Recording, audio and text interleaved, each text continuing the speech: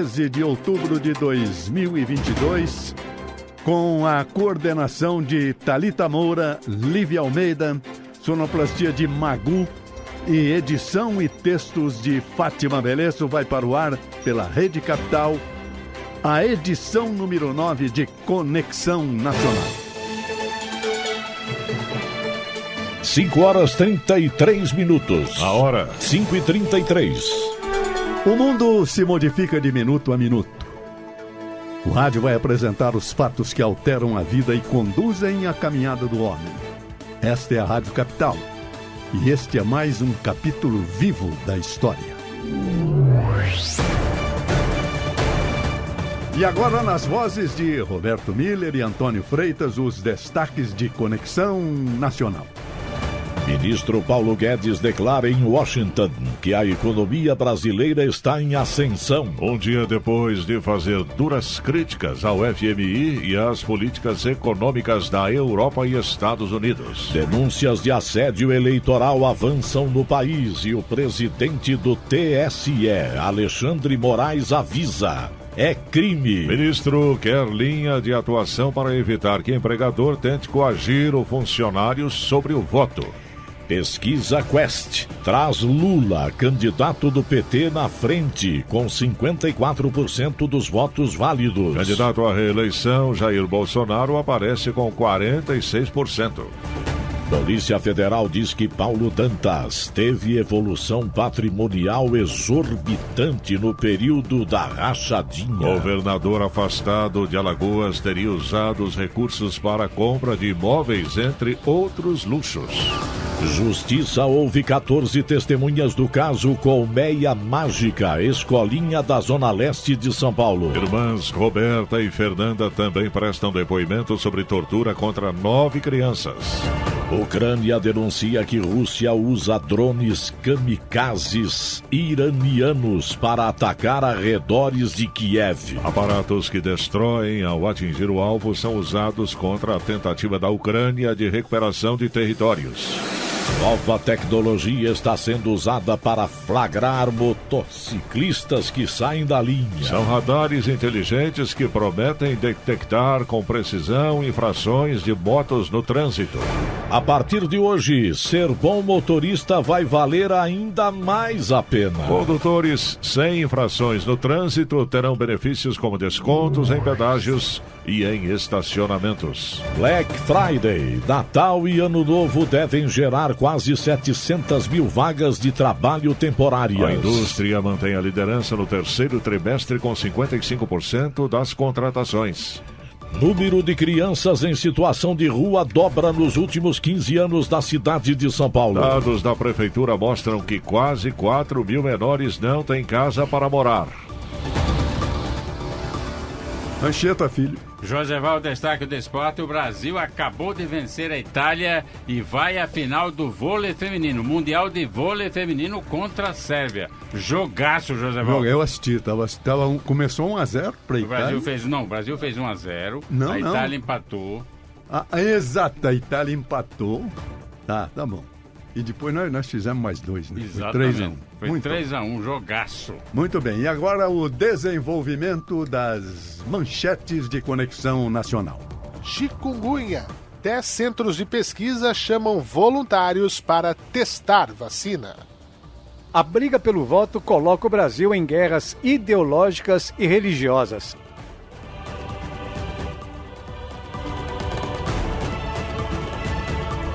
Agora, 5h37. A hora 5h37. Jornal Conexão Nacional. Os principais fatos do Brasil e do mundo.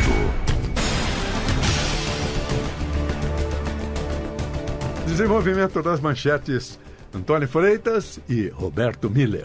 A Polícia Federal informa ao STJ que Paulo Dantas teve uma evolução patrimonial exorbitante. Justamente no período onde aconteceria o esquema da rachadinha na Assembleia Legislativa de Alagoas. Segundo a PF, o governador afastado teria usado recursos para comprar imóveis de luxo. Um desembolso de 10 milhões de reais entre 2019 e este ano. Dantas foi apontado como principal beneficiário empresário e autor intelectual do esquema. A coligação formada em torno do governador alagoano chamou o afastamento de golpe eleitoral. Ô, Anchieta, vamos explicar o que é a rachadinha?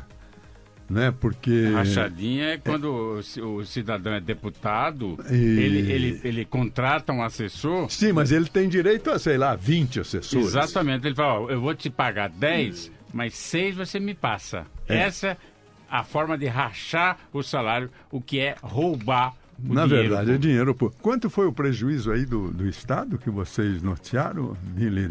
Mais 10 milhões. Mais de 10 milhões. Rachadinha, 10... Então tá muito alto, hein? A grana para os assessores. Isso entre 2019 e este ano. Então, Só. 2 anos deu 10 milhões? Ou então o cara tem 100 assessores e não 20. Sei lá. Ministro da Economia do governo Bolsonaro critica duramente o FMI. Paulo Guedes, que está em Washington, disse que o Fundo Monetário Internacional precisa falar menos besteira. É uma resposta à declaração do órgão de que o Brasil deveria ter gasto social menor durante a crise. E atacou também as políticas fiscal e monetária adotadas pelos Estados Unidos e Europa. Disse que eles estão dormindo no volante enquanto o Brasil cresce. Guedes está em Washington para reuniões com o FMI, Banco Mundial e ministros do G20. Classe de medicamentos para diabetes tipo 2 reduz em 22% o risco de demência. Essa é a conclusão de um estudo publicado na revista científica BMJ Open. Trata-se das glitazonas ou TZDs, ministrados a pacientes com demência e risco de diabetes. O estudo foi realizado em voluntários e pessoas com mais de 60 anos de idade. 5h40. A hora. 5:45. Jornal Conexão Nacional. Os principais fatos do Brasil e do mundo. Muito bem, vamos falar do vôlei, da vitória extraordinária do Brasil. Agora vai a final, né? Final no próximo sábado, 3 da tarde, contra a Sérvia, que é a atual campeã mundial. Venceu na semifinal os Estados Unidos, também por 3-1. E será uma final duríssima. Mas lembrando, Joseval, que a Itália era a grande favorita e o Brasil venceu 2 vezes a seleção italiana. Na primeira vitória, 3-2. Hoje foi menos traumático, 3-1. Sabe o que me impressionou nesse campeonato aí? O Japão normalmente é um povo baixo, pequeno. Isso. E ganhou do Brasil. Ganhou do Brasil e perdeu. Depois perdeu nas quartas de final. Perdeu o segundo jogo. Um jogo emocionante. O Japão chegou a fazer 2-0 e o Brasil virou. Virou, 3-2. Mas você sabe por quê? O Japão é excepcional na defesa. Verdade. E sabe explorar os bloqueios. Verdade. O forte do Brasil é o bloqueio. Hoje ganhou da Itália no bloqueio. Agora, outra coisa bonita, principalmente Miller, Freitas, você também, que o vôlei cresceu demais. Porque antigamente o vôlei passava. Né? Tivemos aí o basquete, o grande basquete, o Ciro Libanês, 15 de Piracicaba. Né? Mas o vôlei não. Hoje o vôlei é um dos principais esportes do Brasil. Né? Pelo menos no plano da emoção. Muito profissional. E você assiste jogos. Claro que você não pode comparar tempo, né? Cada um, Pelé é genial em todas as épocas. O vôlei, você pega o vôlei antigamente, era um jogo mais devagar. Os jogadores não eram tão altos. Verdade. Hoje são gigantes na quadra. E um dos jornalistas que acreditam, que é um dos jornalistas a quem acreditam, um desses adjetivos que comandaram o vôlei e ajudaram o desenvolvimento do vôlei, é o saudoso Luciano do Vale. Luciano do Vale, verdade. Foi ele que fez o primeiro grande destaque em transmissão internacional de vôlei. Muito José, bom. Só falar das parciais do jogo. Sim. O Brasil venceu o primeiro set 25-23. A Itália empatou. Brasil 22, Itália 25. Aí o Brasil ganhou os dois últimos. 26-24, jogo duro. E 25-19. O quarto foi mais tranquilo. Foi mais tranquilo. né? Aí a Itália tem uma grande atacante, chama Egonu.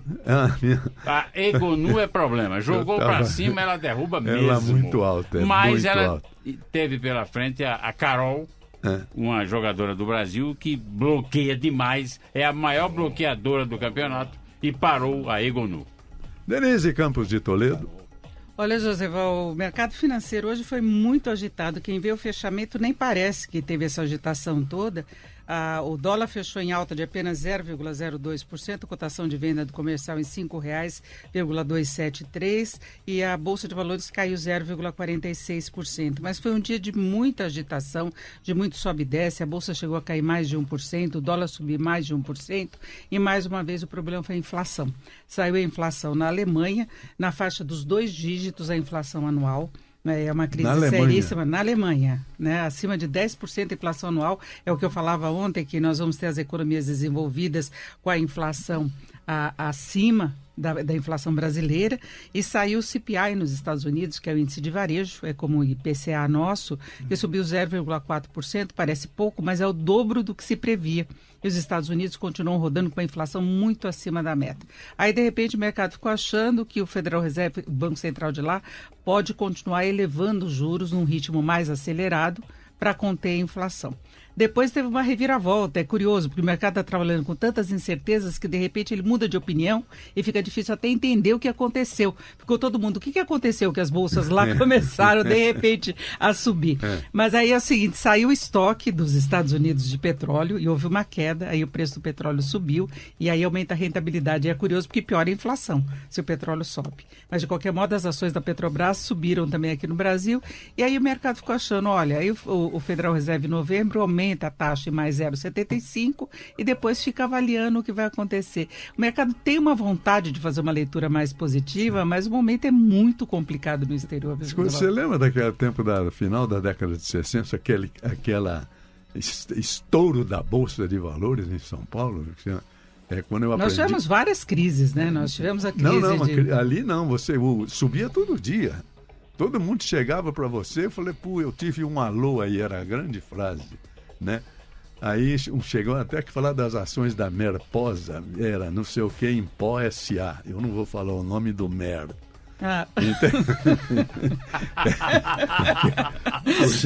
Não lembro disso. Aí eu conheci eu trabalhava no escritório do Dr. Idel Aroni, né? No escritório dos israelitas. E tinha um velhinho judeu que ia sempre lá, que ele assistiu ao craque da Bolsa de 29. Ele falava, doutor, não joga. Não pode todo mundo ganhar. Um ganha, outro perde. Então, mas todo mundo ganhava. Mas o que oscila desse jeito é aquele jogo do ganha e perde, né? Quando vê uma oportunidade, deu uma deixa, entra todo mundo comprando lá os papéis, aproveita, e agora quando ganha em bolsa em seguida, chama realizar o lucro, Joseval. E é isso que eles fazem. Então você tem assim uma semana de ganho, aí vende, acaba derrubando a bolsa nesse caso, mas todo mundo embolsa o dinheiro que já acumulou, essa variação de uma semana. Eles não aceitam meu vermelho, então eu tô fora. É isso. Vamos em frente. 5h46. A hora, 5h46. Jornal Conexão Nacional. Os principais fatos do Brasil e do mundo. Agora com o companheiro Fernando Martins. 10 centros de pesquisa brasileiros estão recrutando jovens de 12 a 17 anos para serem voluntários na pesquisa de uma candidata à vacina contra a chikungunya. O Instituto Butantan desenvolveu o imunizante e coordena essa pesquisa. Entre adultos, a vacina fez efeito por pelo menos 6 meses, causou efeitos colaterais leves e produziu anticorpos contra a chikungunya em mais de 96% dos voluntários. O gestor médico de desenvolvimento clínico do Butantan, Eolo Morandi Júnior, destaca a importância dessa vacina. Ela é feita a partir de um vírus vivo atenuado. É um vírus que ele perde a sua capacidade de replicação, não se reproduz. A presença desse vírus no organismo faz com que o sistema autoimune ele produza anticorpos contra esse vírus, estimulando o organismo a ter uma resposta imunológica adequada na presença desse vírus no organismo. É uma doença debilitante que pode incapacitar a pessoa por períodos diversos da vida. Então, tendo uma resposta imunológica adequada, ele evita de desenvolver esses problemas crônicos que pode afetar, dando transtorno para trabalho, para locomoção e outros tipos de deslocamento. Ao todo, são cerca de 750 voluntários. Deles, 500 vão receber a vacina e 250 uma substância sem efeito. A expectativa é que até o começo do ano que vem, os pesquisadores comecem a compartilhar com a Anvisa os dados do estudo e que a partir de 2024 a agência reguladora tenha informações suficientes para decidir se autoriza o uso dessa vacina. O estudo da vacina contra a chikungunya está previsto para durar 1 ano e deve ocorrer na cidade de São José do Rio Preto, em São Paulo, e nas capitais São Paulo, Salvador, Fortaleza, Belo Horizonte, Aracaju e Campo Grande. O médico infectologista e presidente da Sociedade Brasileira de Medicina Tropical, Júlio Croda, afirma que ainda é possível se inscrever para testar o imunizante. Os pais e o adolescente podem entrar em contato. A partir desse contato inicial, a equipe de cada centro agenda um dia específico para o comparecimento do adolescente e dos pais no centro de pesquisa, e esse adolescente pode iniciar sua participação consentindo a sua participação. Os pais também assinam esse mesmo consentimento. Existe uma série de procedimentos, como uma realização do exame médico, coleta de exames, a checagem de todo esse exame para ver se está tudo normal com esse adolescente antes de incluir esse adolescente no estudo. A chikungunya é uma doença infecciosa causada pelo vírus de mesmo nome, que pode ser transmitida pelos mosquitos Aedes albopictus, que também transmite febre amarela, e Aedes aegypti, que transmite dengue e zika. Os sintomas incluem febre acima de 38,5 graus e dores intensas nas articulações dos pés e das mãos, além de dor de cabeça nos músculos e manchas vermelhas na pele. E 30% dos casos são assintomáticos.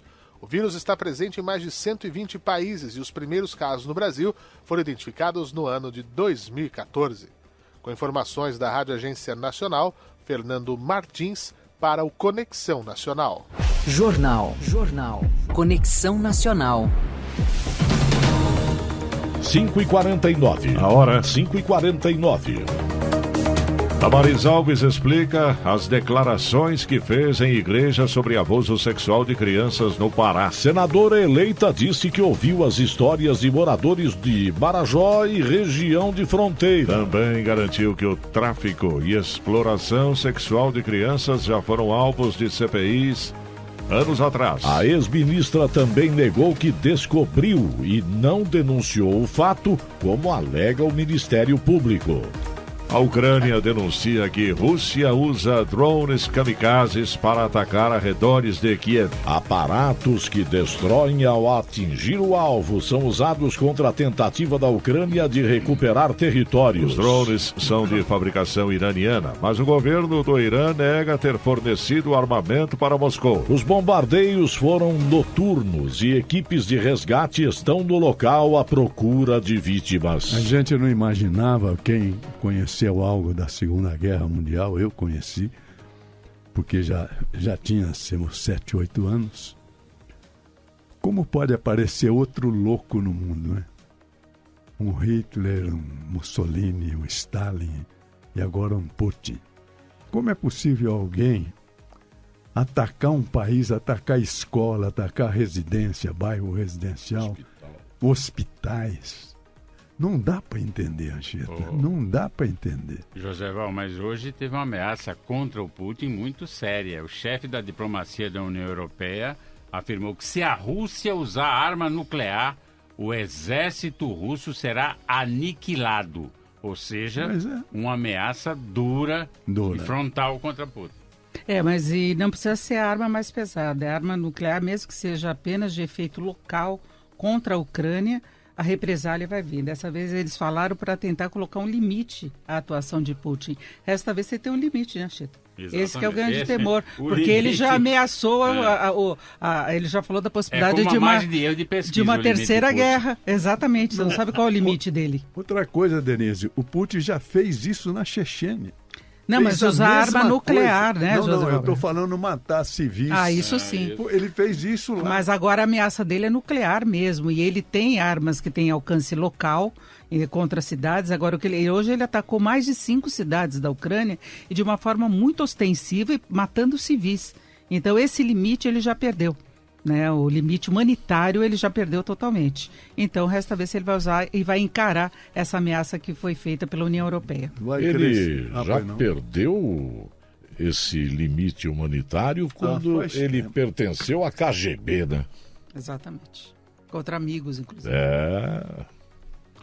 E nova tecnologia está sendo usada para flagrar motociclistas que saem da linha. São radares inteligentes que prometem detectar com precisão as infrações de motos no trânsito. Estão sendo implantados em São Paulo, Curitiba, Salvador, Aracaju, Anápolis e Novo Hamburgo. Condutores sem capacete, conversões proibidas e retornos irregulares não escapam mais de multas. Olha, não é só isso não. Eu acho que o motorista, o motociclista, ele é milhões de vezes mais perigoso que o motorista. Então eu achava que a escola de motociclista devia ir a fundo, ensiná-lo pelo menos perceber que o carro não vê a moto. Até cego. Porque você olha no retrovisor, eles para ver o carro de trás, eles vêm pela direita e cruza pela traseira. Então você vai entrar à esquerda, não vinha ninguém. De repente ele passou por trás de você e te atingiu. Quer dizer, e o retrovisor? Eles vêm, arrebentam o retrovisor, vêm encontrar a mão. Você tá ônibus subindo, você descendo. Aí ele vem no meio, arrebenta o teu retrovisor e você não vê nem a placa. E vale dizer, Joseval, que em muitos países, essa circulação que eles fazem entre os carros, em muitos países é proibida. Tinha que ser. Tinha que ser proibido. Mas eles tinham que aprender isso na escola. Viu? E com o rigor de um castigo de suspender a carteira mesmo se o cara persistir no erro. Agora, José... Porque é um risco muito grande. Mas tem um outro problema agora que são os aplicativos de entrega. Antes era o motoboy que levava só material de escritório, aquelas encomendas. Agora tem os aplicativos, por exemplo, de refeição, que tem prazo a cumprir. Então, quando você faz uma encomenda, vem o prazo lá da entrega. Se não tem, você avalia ruim, tanto a nota dele, como a nota do próprio restaurante, porque atrasou. E aí eles têm que ir contra o tempo todo e também fazer mais entregas para ganhar, porque eles ganham o mínimo. Né? O salário, a remuneração é muito baixa. Então eles têm que ir e voltar correndo para poder fazer mais entregas. Agora, 17h54. A hora. 17h54. Jornal. Conexão Nacional. Agora, 17h59,5. A hora. 17h59,5. Destaques desta meia hora. Ministro Paulo Guedes declara em Washington que a economia brasileira está em ascensão. Um dia depois de fazer duras críticas ao Fundo Monetário Internacional e às políticas econômicas da Europa e Estados Unidos. Denúncias de assédio eleitoral avançam no país e o presidente do TSE, Alexandre Moraes, avisa: é crime. Ministro quer uma linha de atuação para evitar que empregador tente coagir o funcionário sobre o voto. Pesquisa Quest traz Lula, candidato do PT, na frente, com 54% dos votos válidos. Candidato à reeleição, Jair Bolsonaro aparece com 46%. Lula mantém carreata com o governador afastado de Alagoas, em Maceió. Candidato do PT contesta a decisão do STJ de afastar Paulo Dantas por causa da rachadinha. Justiça ouve 14 testemunhas do caso Colmeia Mágica, escolinha da Zona Leste de São Paulo. Irmãs Roberta e Fernanda também prestam depoimento sobre tortura contra 9 crianças. Nova tecnologia está sendo usada para flagrar motociclistas que saem da linha. São os radares inteligentes que prometem detectar com precisão infrações de motos no trânsito. A partir de hoje, ser bom motorista vai valer ainda mais a pena. Condutores sem infrações no trânsito terão benefícios como descontos em pedágios e em estacionamentos. Black Friday, Natal e Ano Novo devem gerar quase 700 mil vagas de trabalho temporárias. A indústria mantém a liderança no terceiro trimestre com 55% das contratações. Revista inglesa lista Vila Madalena, aqui em São Paulo, como um dos bairros mais legais do mundo. Qual o bairro? Vila Madalena. Opa! Aliás, falaram agora que motorista que não sofre multa, né? vai ter benefício. Exatamente. Vou Desconto mudar para estacionamento. Quixeramobim, lá só tem 2 carros. Lá não vou ser multado. Agora, 18h02. A hora. 6h02. Jornal Conexão Nacional. Os principais fatos do Brasil e do mundo. Denise Campos de Toledo. Joseval, nós vamos falar agora sobre eleições, mas do ponto de vista jurídico, ou de problemas jurídicos que a gente possa ter ou que já venha tendo em relação às eleições. Nós estamos em contato com o doutor Alberto Rolo, que é advogado especialista em direito eleitoral. Doutor Alberto Rolo, boa tarde. Boa tarde, Denise. É um prazer falar com você no programa Conexão Nacional. Bem, vamos começar falando aí de alguns problemas que até estavam aqui entre os destaques do nosso noticiário. Um deles é o assédio eleitoral, né? O ministro Alexandre de Moraes, presidente do TSE, está preocupado com isso. Denúncias de empregados que estariam sendo induzidos pelos patrões a votarem em um ou em outro candidato. Tem denúncias principalmente contra Bolsonaro. Mas como é que se detecta esse tipo de problema e qual a proteção que se poderia dar ao funcionário? E mais, como o patrão sabe que ele votou em determinado candidato? Pois é, Denise, essa última frase final sua é a mais importante, né? Mas vamos lá, chega lá. O ministro Alexandre de Moraes falou hoje em sessão, né, que nem parece que a gente está em pleno século XXI, que isso é coisa do século passado. Se a gente vai estudar a história com H das eleições do Brasil, a gente vê que isso acontecia lá atrás no passado, né? Esse tipo de ameaça, esse tipo de constrangimento, de coação para o eleitor votar no candidato A ou não votar no candidato B, né? Agora, trazendo para os dias de hoje, isso é absolutamente inaceitável, o voto é livre, e aí vamos na sua parte, né, final da sua fala, o voto é secreto, então nunca o empregador, o patrão, vai saber em quem o empregado votou. Isso é importante, tem que deixar muito claro, o voto é secreto, não tem como ninguém saber em quem a gente votou, a não ser que a gente diga, e mesmo assim pode estar mentindo, né, Denise? Então essa é a segurança do eleitor, o voto secreto. Agora, a preocupação do ministro Alexandre de Moraes tem, né, existe porque tem acontecido aí nas últimas semanas um aumento desse tipo de assédio moral, e ele ponderou bem, é crime comum, aí a gente vê algum tipo de coação, né, no âmbito da Justiça do Trabalho, porque a gente está falando de relação de patrão e empregado, né, o empregado depende do patrão para receber o salário, para se sustentar a família, então tem que ter proteção da Justiça do Trabalho, mas também é crime eleitoral, Denise, está lá no artigo 301 do Código Eleitoral, e a pena é pesada, fala em até 4 anos de reclusão, 4 anos de cadeia, e o verbo desse artigo 301 começa lá, coagir, coação.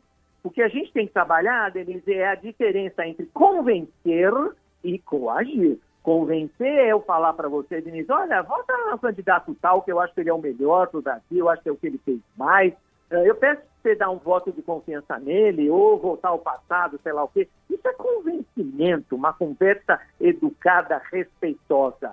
Coagir, que é o verbo, né, do artigo 301, coação não. Coação é ameaça, coação é força, não dá alternativa, do tipo que a gente tem visto aí, né? Eu sou o patrão, se você não votar no candidato que eu estou mandando, você vai ser demitido. Ou se você não votar no candidato que eu estou mandando e o outro ganhar a eleição, eu vou fechar minha empresa e você vai ficar desempregado. Isso é ameaça, isso é coação. Teve até prefeito falando isso, né? Teve até prefeito dizendo que ia fechar tudo se o candidato dele perdesse. Pois é, Denise, então é bem diferente, não é convencimento, não é dizer que esse é melhor do que aquele, é ameaça. E ameaça, nesse sentido, é crime, o ministro Alexandre de Moraes deixou bem claro. Então isso tem que ser denunciado, tem canais de denúncia da própria Justiça Eleitoral ou do Ministério do Trabalho. Hoje em dia qualquer celular faz vídeo e faz gravação, então é fácil ter prova disso, ou testemunha. A gente viu episódios aí que o patrão disse na frente de 20 ou 30 empregados, se não ganhar o candidato tal, eu vou fechar a empresa e tá todo mundo na rua. Então tem testemunhas, né? Então é crime, isso tem que ser denunciado, quem fez isso tem que ser processado e se tiver prova tem que ir para a cadeia. Doutor Rolo, acho que é uma das razões pelas quais foi proibido o uso de celular de frente à urna, não é? Porque o coagido fotografava o próprio voto, não é? Para provar que votou no coator. Acho que é isso, né, doutor Rolo? Exatamente, José. Um abraço para você. Sempre que a gente não fala, Infelizmente, olha, para você, infelizmente, você é um dos que é mais antigo do que eu aí nas notícias do direito eleitoral, e você vai lembrar bem, exatamente isso. O eleitor tinha que levar prova de que votou, tinha lá o voto formiguinha, o voto quando era papel, né? O voto né, no carbono, tinha que ter prova. Agora não, agora a prova seria através de uma foto do celular ou de um vídeo no celular, e é exatamente por isso que não pode levar o celular. Olha só que resposta que o TSE deu. Não pode levar o celular para proteger o eleitor. Então, ao invés de estar reclamando, a gente tem que reconhecer que é para proteção nossa, do eleitor. Doutor Rolo, Anchieta Filho, prazer em voltar a falar com o senhor também. Doutor Rolo, o ministro Alexandre de Moraes disse que vai se reunir com o Ministério Público do Trabalho e o Ministério Público Eleitoral, que é uma coisa que transcende, também é uma questão trabalhista, para discutir essa linha de atuação contra o assédio eleitoral. Que linha de atuação o senhor imagina que possa ser feita para proteger o trabalhador? Exatamente, Anchieta. Um abraço para você também. Faz tempo que a gente não fala. E por que essa atuação conjunta do Ministério Público do Trabalho e Eleitoral? Porque se a gente fala de uma relação de patrão-empregado, né, que tem força, lógico, um é mais forte, o outro é mais dependente, tem que ter a proteção dessa relação do trabalho até no sentido de pedir uma indenização trabalhista amanhã ou depois. Se alguém for demitido porque usou um bottom, usou uma camiseta que identifica com um determinado candidato, por exemplo, for demitido por conta disso, tem direito a uma indenização trabalhista, mas aí é o Ministério Público do Trabalho, se houver algum tipo de crime de coação no ambiente de trabalho, que vai cuidar.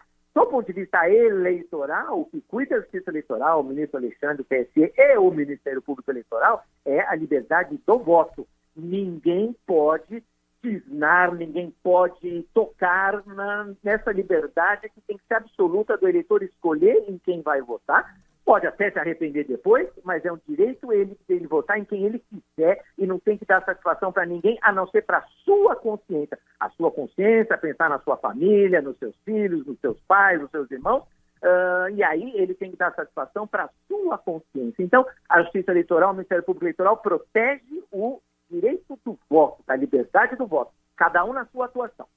Agora, doutor Alberto Rolo, essa denúncia pode ser sigilosa, se consegue uma gravação, pode passar para a justiça sem um funcionário se identificar, até pelo risco dele ser demitido depois, porque até provar que foi demitido por causa disso é uma complicação. A gente sabe que não é tão fácil assim, até quando tem outro tipo de assédio, é difícil se comprovar isso. Para não ficar vulnerável e nas mãos do patrão, pode encaminhar o vídeo, tem esse tipo de procedimento? Tudo isso que você falou, Denise, é verdade, e nós não podemos ser hipócritas, né? Ficar falando, não, você é empregado coagido, vai lá e denuncia, porque ele corre o risco de perder o emprego e aí fica sem sustento. A gente não pode ser hipócrita, é verdade. Então, eu imagino que essa primeira denúncia pode ser feita de forma protegida, né, de forma anônima, num primeiro momento. Olha, eu fui vítima na empresa tal, patrão tal, sem se identificar. Mas se isto virar um processo criminal, aí não tem jeito, Denise, porque é um direito, né, do acusado, do réu, se defender, ele tem que saber quem é que está acusando e do que ele está sendo acusado, né? Lá na frente, se virar processo, aí vai ter que ter algum tipo de identificação. Mas a denúncia, no primeiro momento, dá para fazer de forma anônima. Agora, tem uma outra questão que também está sendo discutida, né, que o PT até está alertando, mas tem um processo em andamento. Eu falo do governador de Alagoas, né, o Paulo Dantas, que foi afastado do cargo dele, acusado aí de enriquecimento e de a origem seriam as rachadinhas, não é? O que se questiona é o fato de a operação ter ocorrido agora, entre o primeiro e o segundo turno das eleições, quando o processo já vinha correndo há bastante tempo, né? Desde antes dele assumir o governo. E o PT falou que tem informações que podem ocorrer outras operações da Polícia Federal envolvendo apoiadores do presidente Lula, do ex-presidente Lula. Como é que se pode proceder em relação a isso? Aliás, o julgamento da situação do Paulo Dantas está sendo agora.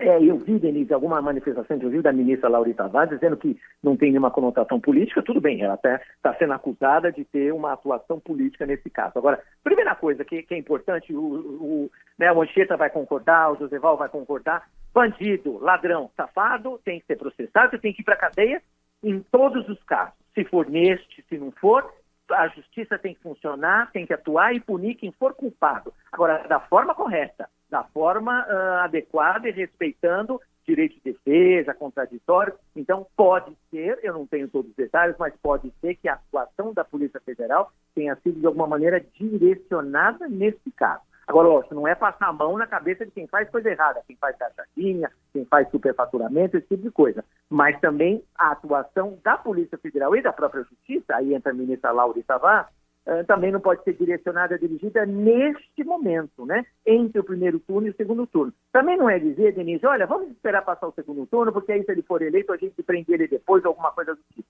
Não é assim, não é isso que eu estou falando. Mas por que não fez antes, né? Por que não fez as operações, as providências antes do primeiro turno, em julho, em junho, no começo do ano, que me parece que esses fatos são de 2019, quer dizer, então por que não correu com a investigação para que isso não causasse nenhuma perturbação na eleição agora? Porque eu imagino que a eleição lá vai ser contaminada sim por esse episódio e vai ser contaminada de uma forma talvez irremediável, que não vai dar para voltar atrás depois que passar o segundo turno. E aí é que a justiça tem que tomar cuidado para ser equilibrada, para não servir a nenhum tipo de interesse político. Por isso a ministra Laurita Vaz já se defendeu dizendo que a atuação dela não é política. Mas vamos ver, a gente ainda tem que acompanhar esse julgamento e ver quais são as alegações da defesa, as alegações do Ministério Público, para a gente ter aí esse domínio dos fatos de forma inteira, né? E lá não tem a questão só de apoio de Lula, o problema lá é a briga entre Arthur Lira e Renan Calheiros, é mais pesada. Pois é, Denise, são interesses políticos fortes aí, né? E, de repente, isso acontecer há 15 dias praticamente do segundo turno não é bom. Isso influencia no resultado da eleição, influencia na vontade do eleitor. Tinha que fazer o antes ou fazer depois, porque dava para ter feito antes, por que escolheu fazer agora? E essas respostas também têm que ser dadas agora. Insisto, quem fez coisa errada tem que pagar, seja antes, durante ou depois. Mas eu fico com o pé atrás um pouquinho do momento, né? Ainda mais quando você fala, Denise, que o PT tem informações de que outras operações vão acontecer. Não pode, de alguma maneira, utilizar instituições de Estado para fazer política e prejudicar adversários políticos, né? Joseval? Pois não. Doutor Rolo, eu não vou perder a oportunidade de fazer a pergunta. Mais ou menos nessa linha, porque o senhor hoje é um dos grandes especialistas. Aliás, seu pai era um grande especialista já no direito eleitoral. O Chico Anísio falava, gostaria de ter um filho como esse. Eu gostaria de ter um pai como o senhor, porque já... Doutor Rolo era um famoso advogado e o filho seguiu. A pergunta é a seguinte, qual é a respeitabilidade que tem no meio dos advogados a justiça eleitoral brasileira? E como é composto um tribunal em nosso país? Olha, José, a resposta para essa pergunta é muito fácil. A justiça eleitoral é exemplo de ramo do Poder Judiciário no Brasil inteiro. Ela é rápida, ela é célere. Ninguém reclama que o processo da justiça eleitoral demora anos, você nunca ouviu falar, do alto da sua experiência, resolve. Agora, a justiça também é feita por seres humanos. Pode ser que aqui ou acolá exista algum tipo de exagero ou decisão errada. Para isso existem as instâncias. Se o juiz na eleição municipal errou, o tribunal corrige. Se o tribunal estadual errou no estado na eleição de agora, que é a eleição estadual, o TSE corrige. E assim por diante. E lá no TSE, não é só o ministro Alexandre de Moraes que decide, são 7 ministros, é colegiado. Então, a probabilidade de haver algum erro é menor. Mas a justiça eleitoral tem grande respeitabilidade, sim. Isso que a gente não está nem falando de urna eletrônica, hein, Joseval? Se for falar de urna eletrônica, é exemplo para o mundo inteiro, mas não é o foco da nossa conversa agora, né? É de processo e de atuação. Mas é uma justiça respeitada, sim, porque as regras do jogo estão na Constituição. Eu não quero que o presidente nomeie os 2 juristas que vão compor. Então, vamos mudar a Constituição. Enquanto a receita é essa, é o presidente que nomeia e pronto. E assim vale para o STF e vale para outros tribunais superiores também. Agora, vamos falar um pouquinho questão das urnas, sim, que a gente tem falado muito sobre isso aí nos últimos meses, doutor Alberto Rolo. Havia muita preocupação com relação a não reconhecimento de resultado das urnas. Aí o alvo acabaram sendo as pesquisas eleitorais, mas 2 questões relacionadas a isso. Primeiro, que não houve a divulgação da apuração paralela feita pelas Forças Armadas. Não é que houve toda aquela discussão para uma participação mais efetiva, para a divulgação dos boletins, para a contagem simultânea dos votos junto com o Tribunal Superior Eleitoral. E a outra questão é que o presidente Bolsonaro disse aos apoiadores para eles permanecerem nas sessões eleitorais depois do voto no segundo turno. Né? Não se entendeu muito o porquê disso, mas ele pediu que ficassem ao redor das sessões eleitorais, não se desmobilizando. Como é que o senhor vê essas duas situações? Olha, são duas coisas separadas, Denise. Então vamos lá. Sim. Primeiro, essa questão do relatório das Forças Armadas, eu acho que isso é sintomático, porque uma não resposta também é resposta. Depois de anos criticando, depois de meses cobrando e apontando erros e apontando falhas que não existem, passou o primeiro turno, ninguém fala nada sobre essa apuração paralela que você mencionou, Denise. Para mim é uma resposta. Não falou nada é porque não tem nada de errado, porque não achou nada de errado. Senão, as Forças Armadas, o ministro da Defesa tinha que ser o primeiro a botar a boca no trombone e dizer que está tudo errado. Ele não fez isso. Se não fez isso, é porque, para mim, a minha convicção é que porque está tudo certo. E aí, um pouco de medo. A não ser até que ponto ele também não está sendo usado, se deixando usar, pelo presidente Bolsonaro para o segundo turno, né? Vamos ver o que vai acontecer no segundo turno, que se precisar a gente dá uma mexida nesse relatório e diz que foi roubado. É a minha percepção e eu sou responsável por aquilo que eu falo, né? Então, é o que eu penso. Eu espero que isso não aconteça, né? Mas é sintomático. Não falou nada porque não tem nada de errado. Então, esse é o primeiro ponto. Além de todos os órgãos de controle, o Ministério Público, a OAB, a Polícia Federal, todas as delegações estrangeiras que vieram para o Brasil, ninguém falou nada de errado, ninguém encontrou nada de errado. Todas as apurações paralelas de controle do próprio TSE, aquela sugestão das Forças Armadas que foi acatada, que era fazer uma fiscalização usando a biometria, isso foi feito, quer dizer, tudo foi feito e nada de errado foi encontrado. Então, esse é um ponto, né? E aí, Denise, agora eu esqueci, falei demais. Qual é o segundo ponto que você perguntou? É aquele de os eleitores permanecerem perto das sessões eleitorais. É isso mesmo. Eu falo muito, Denise, então você tem que me ajudar. Vamos lá. Eu acho, você falou que não sabe, né, por que ele pediu isso. Eu também não sei, mas não acho ruim. Sabe por quê? É que às 5 horas da tarde, a hora que termina a votação, a urna eletrônica faz a apuração. É ali que é feita a apuração. Pega lá o boletim de urna, tira uma foto que tem QR Code e vai conferir depois no site do TSE. Assim, todos esses eleitores que foram convidados a permanecerem lá vão ser órgãos de controle de fiscalização e vão ter que dizer que não tem nada de errado porque não tem nada de errado mesmo. Então, eu não acho ruim isso, não. Então, imagino que se eles ficarem lá para fazer, e tem que entender, né, Denise? Vamos ajudar a explicar na rádio para todo mundo que a apuração é feita naquela hora, 5 horas da tarde. Então, não tem nada de hacker mudar resultado, não tem nada de sala secreta de totalização no TSE. Que bom, ele pediu para as pessoas ficarem lá na hora da apuração. Ótimo. E para 500 mil pessoas, que são 500 mil urnas, uma em cada urna tirar o QR Code, ele tem a apuração paralela e o resultado vai dar exatamente igual ao do TSE. Doutor Rolo, o Brasil é o único país do mundo que usa o sistema eletrônico ou há outros países já nos acompanhando? Boa pergunta essa, né? Mais uma fake news, né? A turma fala, coitado, eu não conheço o Bangladesh, mas que é Bangladesh que usa a urna eletrônica, né? Não é verdade. Hoje nós temos no mundo, não são tantos assim, são praticamente 40 países no mundo inteiro, inclusive nos Estados Unidos. O pessoal não gosta muito de comparar com os Estados Unidos. Lá nos Estados Unidos eles também usam urna eletrônica, só que lá a eleição é estadual, não é nacional como é no Brasil. Não dá para unificar a totalização. Então, alguns estados, se eu não me engano, são 15 estados, de um total de 50, que usam urnas eletrônicas iguaizinhas a gente. Uma diferença aqui, uma diferença ali, mas usa o sistema de urna eletrônica. Então, o Brasil é exemplo para o mundo inteiro. Eu não tenho complexo de inferioridade, não. Eu acho que a gente está de 10-0 em muitos países por aí, inclusive nos Estados Unidos. Exatamente, a eleição transcorreu bem, teve algumas filas por causa de biometria, mas no final das contas nós demos mais uma vez um exemplo, né, de realização de eleições, né, doutor Alberto? Eu não vou ficar surpreso se uma parte dessas delegações que veio para o Brasil não levar a resposta para os seus países dizendo, olha, vamos fazer igual ao Brasil. Agora, eu me lembro de um ex-presidente do TRE aqui em São Paulo, Benítez, não vou falar o nome, ele não me autoriza, mas vamos lá, um ex-presidente do TRE, não muito antigo, que disse o seguinte, uma vez eu fui para a Alemanha e perguntei na Alemanha, que é um país rico pra caramba, né, de primeiro mundo, por que na Alemanha não usa urna eletrônica, ou em algum momento usaram e voltaram para a cédula de papel? Qual foi a resposta que ele teve lá?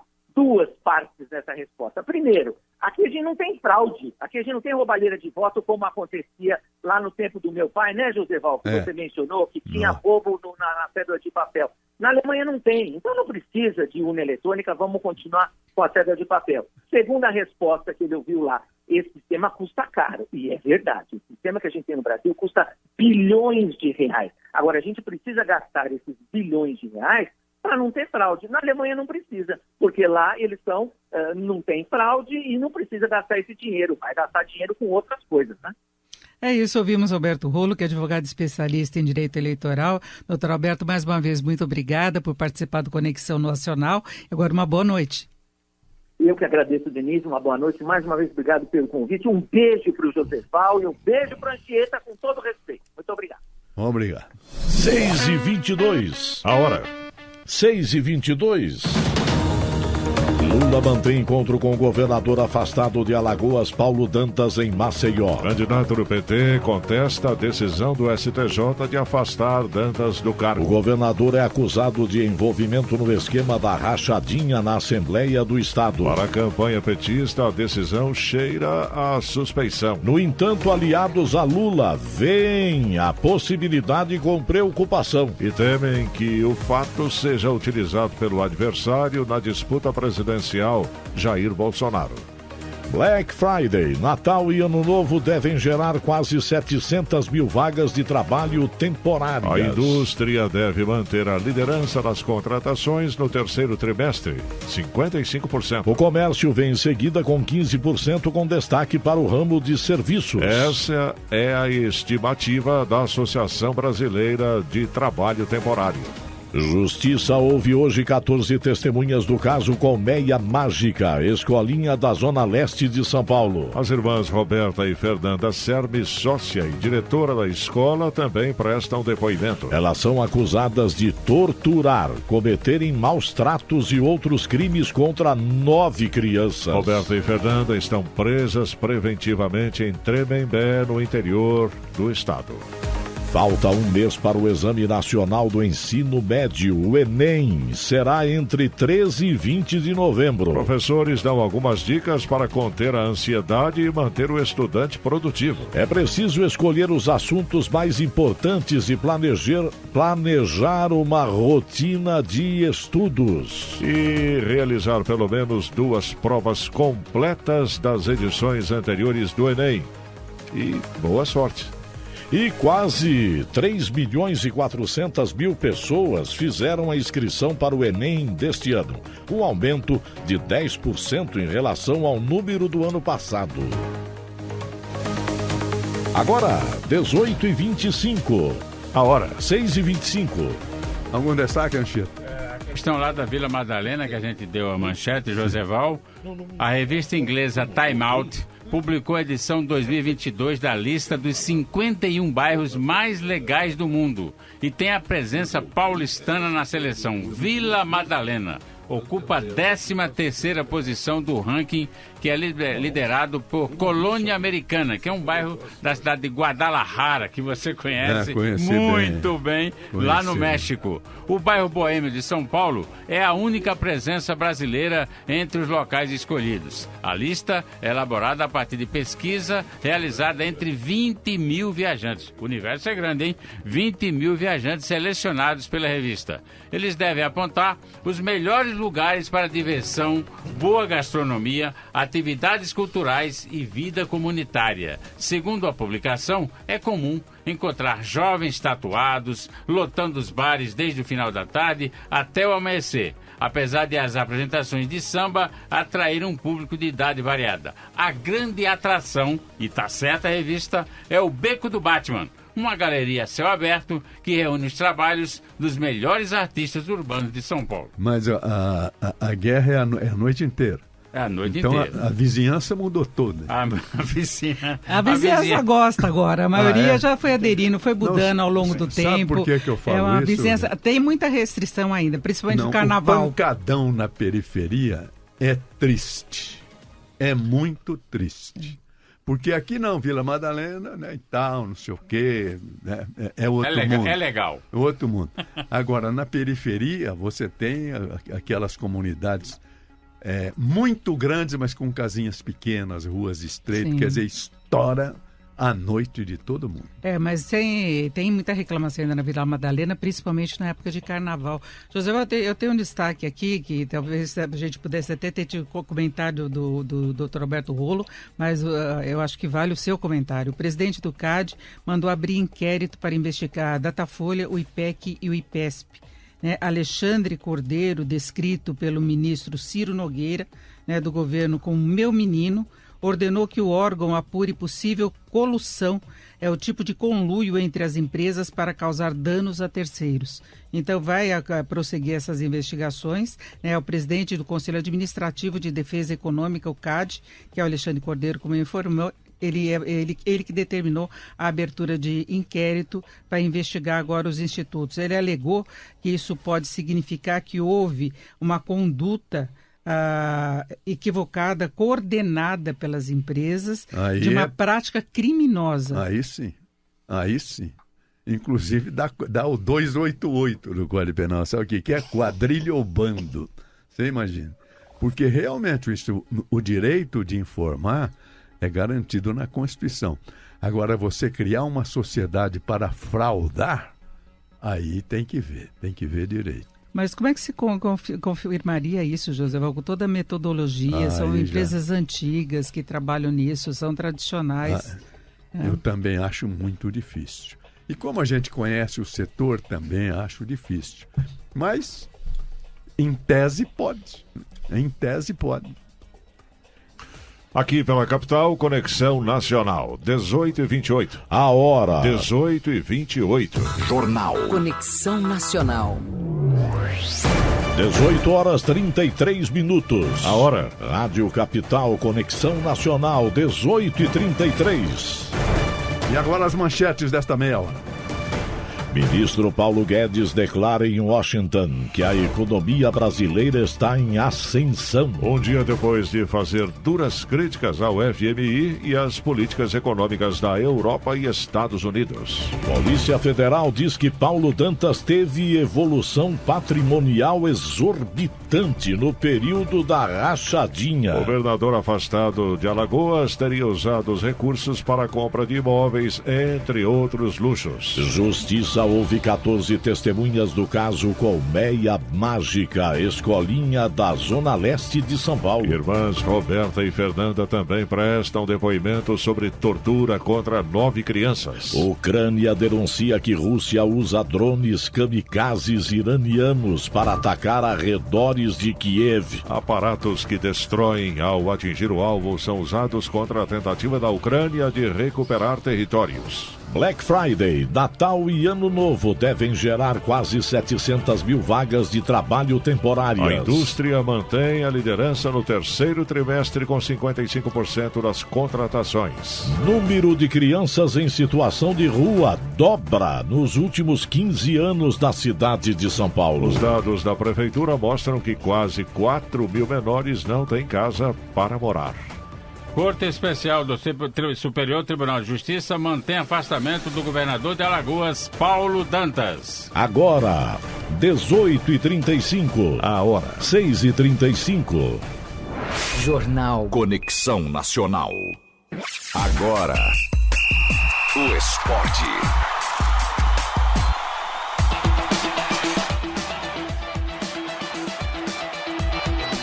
Espaço para o companheiro Luiz Carlos Quartarolo. Amigos do Conexão Nacional da Rádio Capital, vamos falar um pouquinho aqui de esportes. Ontem começou a decisão da Copa do Brasil lá em Itaquera, na Arena do Corinthians, e terminou 0-0.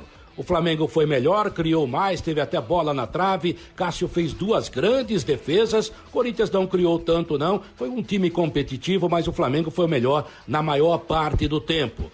O Corinthians reclama de um pênalti não dado, um pênalti de Léo Pereira, em uma bola que o Yuri Alberto fez um corta-luz, iria para o Juliano, ele estava justamente colado no corpo do Yuri Alberto praticamente, e a bola bateu no seu braço esquerdo. Inclusive ele tenta tirar o braço e ainda resvala nesse seu braço.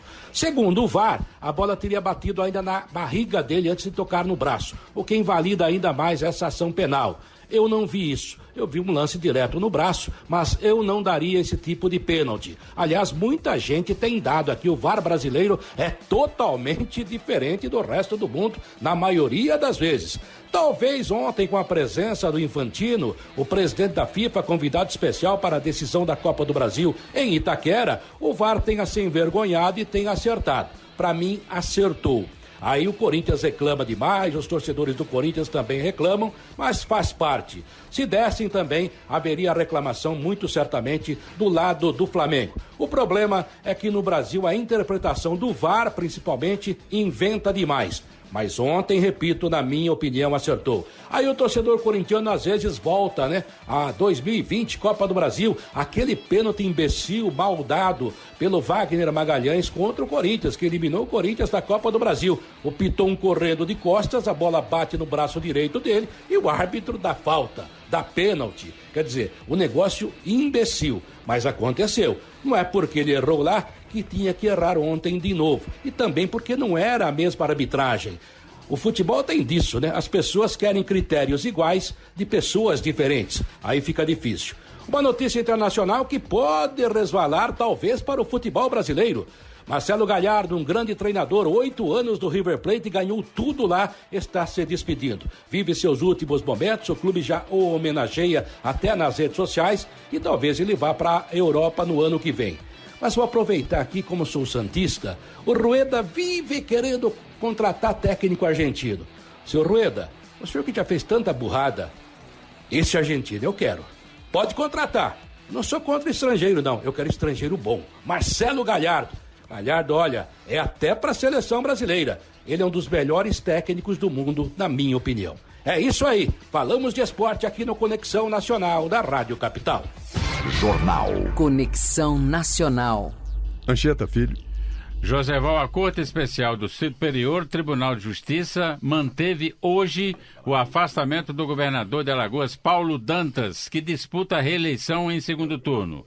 Por 10 votos a 2, os ministros confirmaram a decisão individual da ministra Laurita Vaz, que é relatora do inquérito que investiga um suposto esquema de funcionários fantasmas na Assembleia Legislativa de Alagoas e que teria sido chefiado pelo governador. Na última terça, Dantas foi alvo da Operação Edema, autorizada pela ministra. Votaram a favor, além de Laurita Vaz, Francisco Falcão, Nancy Andrighi, Herman Benjamin, Og Fernandes, Benedito Gonçalves, Raul Araújo, Paulo de Tarso Sanseverino e Isabel Galotti. 2 magistrados, João Otávio de Noronha e Jorge Mussi, votaram contra. O ministro Humberto Martins se declarou suspeito para julgar o prazo. A Corte Especial reúne 15 ministros mais antigos do STJ. São luminares do direito brasileiro. Mas só dúvida. 13 votaram nessa quinta. A presidente do tribunal, Maria Tereza Assis Moura, não votou, mas fez um discurso breve em apoio à conduta da relatora. Agora, teve uma mudança. Por sugestão do ministro Og Fernandes, Laurita Vaz alterou seu voto e reduziu o afastamento de Dantas para durar até o fim do atual mandato, ou seja, dia 31 de dezembro. Eram 180 dias, agora até o final desse mandato. Morre junto com o vencimento do mandato. Acabou. E ele é candidato à reeleição. Se eleito, vai assumir, né? Pelo jeito. O afastamento, portanto. Agora não pode usar a caneta na reeleição, né? E não sei se vai devolver o dinheiro da rachadinha. É isso aí. 6h40. A hora, 6h40. Jornal. Conexão Nacional. Será pago na próxima terça-feira o 4º lote do Pix Caminhoneiro e também o Vale Taxista. A nova data possibilita o pagamento de uma parcela extra aos taxistas ainda em dezembro. O lote 5 será dia 19 de novembro. O projeto faz liberações de R$ 1.000 por mês para as 2 categorias. Segundo turno das eleições presidenciais, teve ao menos 29 representações no TSE. Elas foram protocoladas pelos candidatos ou por terceiros contra as propagandas políticas. Quase a metade das ações até 9 de outubro diz respeito aos pedidos de direito de resposta. As outras denunciam informações falsas ou distorcidas pelas campanhas de Lula ou Bolsonaro. Justiça condena a Apple a entregar adaptadores de energia a consumidores. Terá o direito quem comprou o aparelho celular sem o respectivo acessório em todo o Brasil. A ação diz que a prática da Apple é abusiva ao vender aparelhos sem o adaptador USB-C. O que seria a venda casada às avessas? Que o Código Consumidor proíbe. A venda casada isso é proibida. Uma notícia importante, José Valdo. Na Europa estão discutindo fazer um carregador universal. E a principal opositora disso é Seria Apple. o caso, né? Seria o caso. É o caso para facilitar a vida de todo mundo. E ela justificou que era questão ambiental, que não vinha com o carregador para você utilizar o carregador anterior, sendo que a Apple ela tem sérias restrições a determinadas marcas que você usa. Se você compra um carregador mais barato, pode não funcionar. O carregamento é muito mais lento. Ela trava qualquer coisa que você utilize que não seja original. E o original é muito caro. Não, e não tem o cabimento. aparelho é muito caro. Denise, não tem cabimento você comprar um celular novo e ter que ter outro carregador. Isso. Já que fabricaram, fabricam. É só o buraquinho, pô. Que conversa é essa? É o fio e o plug que coloca na parede para ligar na tomada mesmo, né, José? Houve uma ação do Procon aqui em São Paulo, que começou por aqui e exigindo. E no exterior também houve o mesmo tipo de ação. Agora o ideal é que haja um carregador único, porque na família você pode ter. Vai implantar isso. Você pode ter vários modelos de aparelhos na mesma família, um quer usar o carregador do outro, não. Vai viajar, você tem que levar um para cada um da família. Eu tenho iPhone e tem outro problema, que é o fone de ouvido. Não é o fone universal. Você tem que comprar um adaptador para ouvir música, para ouvir, porque você não é o adaptador, é um negócio maluco. E sem fio custa mais de R$2.000 o fone. Não fone, diga. mais de R$2.000. Puxa vida, absurdo. Número de crianças em situação de rua dobra nos últimos 15 anos na cidade de São Paulo. Dados da prefeitura mostram que quase 4 mil não têm casa para morar. E mais de 600 crianças e adolescentes foram acolhidos em centros especiais. A estimativa é que quase 30 mil pessoas estão morando nas ruas da capital paulista. Lembra do criança, não verás país nenhum como este. Imita na grandeza a terra em que nasceste. Garotinho de 9 anos salva a mãe de uma séria ameaça do companheiro. Ele chamou a polícia ao ver a mãe ser agredida com um golpe de capacete em São José do Rio Preto. E após o golpe na cabeça, ela acabou desmaiando e teve um corte no supercílio. O agressor fugiu, mas o caso foi registrado como lesão corporal. Capital, Conexão Nacional, 18h45. A hora, 18h45. Jornal. Conexão Nacional. Vai você, companheiro Paulo Pontes. Amigos, os últimos 4 anos trouxeram para o Brasil algo que nós brasileiros não víamos intensamente, ou pelo menos não tomávamos e tornávamos público tanta tendência, a de ser de direita ou de esquerda. Talvez porque desde a redemocratização, quando as eleições passaram a ser diretas, exceção ao ano de 1989, quando o embate foi entre Collor e Lula, sempre as disputas foram entre PT e PSDB, ou seja, um partido originalmente de esquerda e outro de centro-esquerda. Mas o ano de 2018 trouxe essa disputa ideológica à tona. Com o advento de Jair Bolsonaro, a direita, apagada desde a ditadura militar, acordou e formou-se um embate entre essa direita e a esquerda, à época representada por Fernando Haddad, porque o Lula estava preso. Os 4 anos se passaram e as diferenças ideológicas se aprofundaram. O que vivemos hoje é uma guerra travada entre a direita e a esquerda, Bolsonaro e Lula, com o centro se dividindo entre os dois até com um certo grau de dificuldade de escolha. O que eu não esperava no Brasil era uma guerra religiosa. E os candidatos, ou mais Bolsonaro do que Lula, está colocando isso à prova. são evangélicos contra católicos. Ficou patente no 12 de outubro, apesar do presidente da República ter cometido uma grande gafe. Ele não comungou. Para os católicos, isso daí é um pecado. Mas será que Jesus Cristo tem alguma religião? Aliás, será que Jesus Cristo tem um partido político? Não seria uma agressão aos verdadeiros cristãos colocar algo tão sublime e supremo em troca de um voto? Desculpem, mas acho que é algo muito importante a ser meditado por todos. Amém. Paulo Pontes para o Conexão Nacional. Jornal Conexão Nacional. E, Joseval, nós estamos vendo muita confusão em várias localidades aí do país com o término o término é nesta sexta-feira do prazo para as famílias se cadastrarem no CAD único, no cadastro único que permite receber o Auxílio Brasil. Muita gente ainda não está recebendo porque não conseguiu fazer esse cadastramento ou precisa atualizar as informações para evitar a suspensão ou cancelamento do benefício, não é?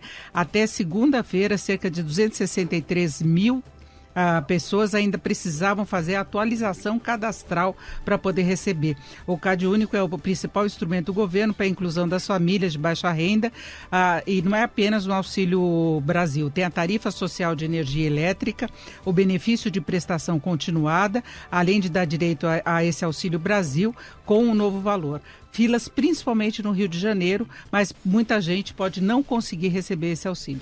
São filas, né? São filas de 4, de madrugada, 5, uma coisa muito mal administrada, né, Joseval? Triste. As pessoas não recebem uma senha para voltar no dia seguinte, uma senha que tem deixa dormir lá, 10 passa a mil noite. na fila, tem 402 vagas, 402 senhas. Brincadeira. Então, mas sabe que não vai atender no dia? Fala, então você volta amanhã na mesma ordem, né? Respeita as pessoas. Mas, Denise, o nosso país maravilhoso, fantástico, campeão do mundo, campeão. Quando vai no detalhe, a gente pena, né? O dia a dia do brasileiro é difícil. Quando você vai no detalhe, aí não é fácil. 18h48. A hora. 18h48. Jornal Conexão Nacional. Os principais fatos do Brasil e do mundo. Jingles incríveis. Apresentação Décio Clemente. O rádio teve jingles sensacionais. Vários deles viraram ícones, não só pela repetição, mas principalmente pela criatividade e beleza. Existiram alguns que vários artistas faziam questão de participar. O Dulcilion era um deles. Cantoras como Emilinha Borba, Celi Campelo, Ângela Maria e outras participavam e gravavam, cada uma no seu estilo. Outro jingle que foi recordista de interpretações foi o do Leite e Glória, que teve ao longo dos anos vários cantores diferentes. Mas o mais famoso foi o grande Lúcio Alves, que foi um dos mais populares cantores do Brasil. Ele, com a sua voz de veludo, fez uma interpretação brilhante do jingle do Leite e Glória. Esse é um dos mais conhecidos da história do rádio e ficou por mais de 20 anos no ar. Todo cantor ou cantora que era convidado para interpretar esse jingle do Leite e Glória adorava, porque além de engordar em orçamento, ficavam mais famosos. Porque nesse jingle só participavam os grandes nomes da música popular brasileira. Então, vamos ouvir a inesquecível versão gravada em 1959 pelo grande Lúcio Alves. Vamos lá. Leite, glória, eu só tomo leite. Glória, leite, glória. Leite, glória tem melhor sabor. Leite, glória faz muito melhor. O café com leite servido sozinho, bem geladinho, é o melhor alimento familiar. Leite, glória, eu só tomo leite. Glória, leite, glória. O genial Miguel Gustavo, além de ter criado essa letra para o Leite e Glória, criou também aquele famoso hino oficial da seleção brasileira tricampeã no México em 1970, que chamava o país para uma verdadeira corrente para frente com 90 milhões em ação. Décio Clemente para a Rádio Capital. Agora, as informações do clima, do tempo. Com a Clima Tempo.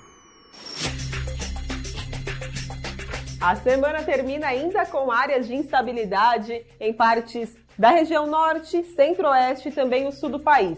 Uma frente fria muito afastada na altura da costa do estado de São Paulo já quase não influencia mais no tempo. Só que a entrada de umidade que vem do oceano favorece ainda uma chuva persistente sobre a faixa leste dos estados do Paraná e de Santa Catarina, favorecendo até mesmo volumes altos de chuva e um tempo bastante encoberto. Temos riscos de temporais em áreas mais ao norte do Brasil, no sul do Amazonas, Acre e no estado de Rondônia. Já os ventos sopram com rajadas de 40 até 60 km por hora, desde o Espírito Santo até o Rio Grande do Sul. Enquanto isso, o tempo fica firme no estado gaúcho, em grande parte do Nordeste e das áreas centrais do Brasil. 6h52. A hora 8:07. Jornal Conexão Nacional. Os principais fatos do Brasil e do mundo. Agora 4:07. A hora 4:07.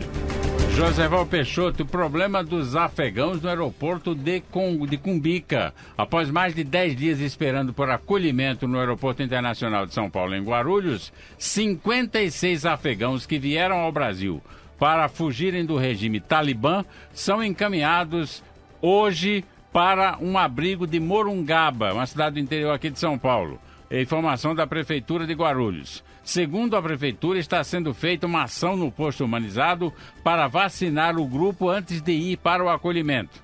Entre os afegãos acolhidos estão mulheres, crianças e idosos. Mesmo com as novas vagas abertas, ainda há 81 afegãos no aeroporto para serem atendidos. A Prefeitura diz que a verba destinada pelo governo federal já entrou na conta da Prefeitura. Ela divulgou em nota que agora serão iniciados os trâmites e definidas as soluções para a abertura de mais vagas de acolhimento na cidade. Tem que resolver o problema dos afegãos no aeroporto, Joséval. Jornal Conexão Nacional. Nós entrevistamos esta semana aqui no nosso Conexão Nacional simplesmente o delegado-geral da Polícia de São Paulo, Dr. Nico, que esteve aqui conosco, o Dr. Oswaldo Nigo Gonçalves, e na extraordinária entrevista que concedeu, a gente começou a falar dos problemas da criminalidade, da insegurança, porque era o assunto. E ele reclamou uma coisa que realmente há anos acontece na polícia, na justiça brasileira.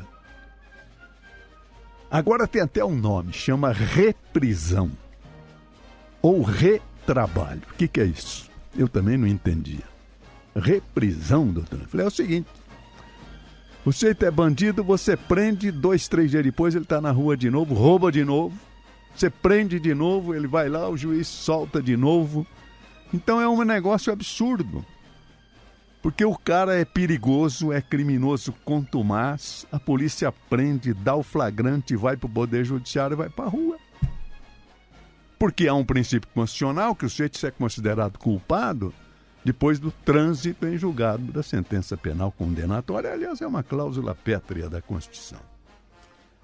Mas a prisão preventiva também integra o direito penal brasileiro, o direito positivo penal brasileiro.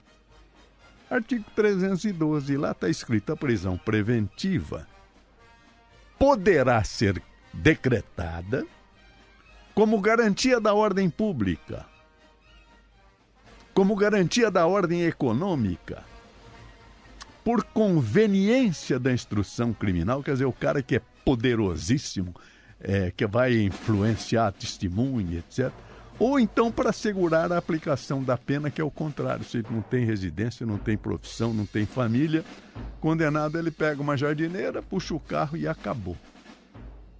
Mas como é que se resolve isso?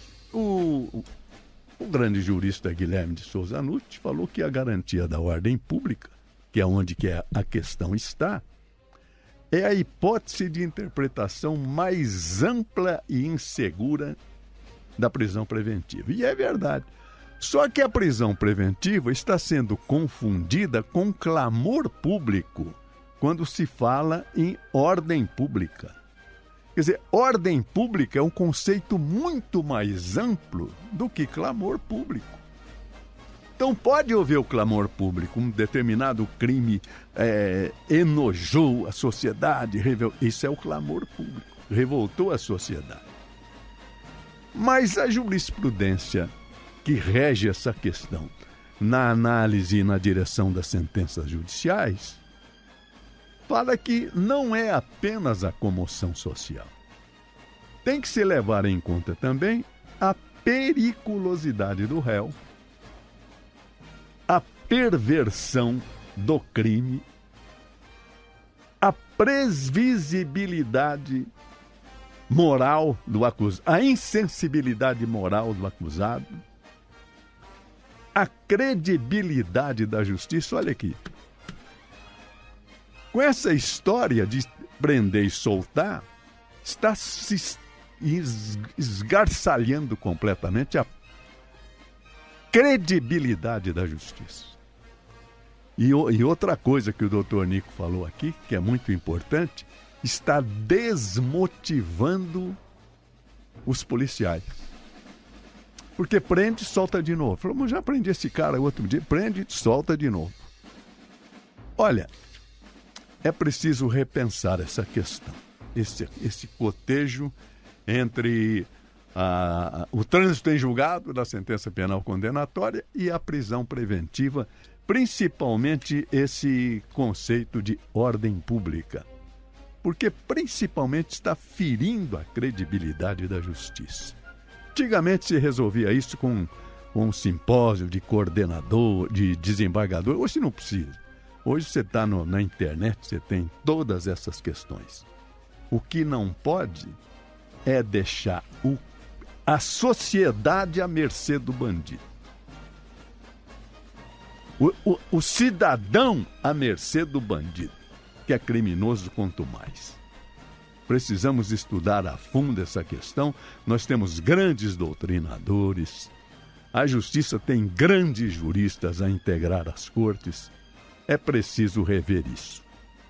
A segurança da sociedade e a segurança do cidadão tem que ser também levada em consideração, até porque a deusa da justiça não tem apenas a balança, tem também a espada. Boa noite, São Paulo. Boa noite, Brasil. Você ouviu Jornal Conexão Nacional. Os principais fatos do Brasil e do mundo.